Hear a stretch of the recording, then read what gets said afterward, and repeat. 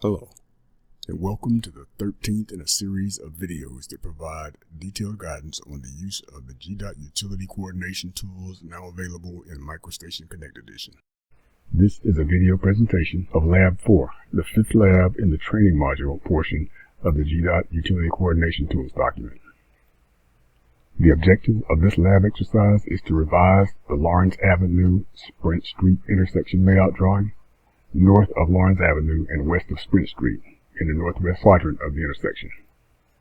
This lab exercise demonstrates use of the G.Dot utility tools to revise an intersection layout drawing as follows. Add curb and gutter, offset from the existing edge of pavement. A 2-foot gutter with a 6-inch curb for a 2.5-foot overall width. Add a 4-foot wide sidewalk, 5 feet from the back of curb. Acquire an additional 10 feet of required right-of-way north of the Lawrence Avenue center line and west of the Sprint Street center line, and label it required right-of-way. Store a required right-of-way marker at the new corner using a 20 scale.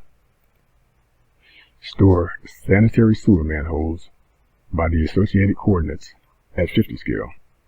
Refer to the following list for the coordinates. Add a combined sanitary sewer line with the appropriate line style to connect the manhole. Add an existing underground water line with the appropriate line style and label it 10-inch water PVC C900 with the coordinates listed below.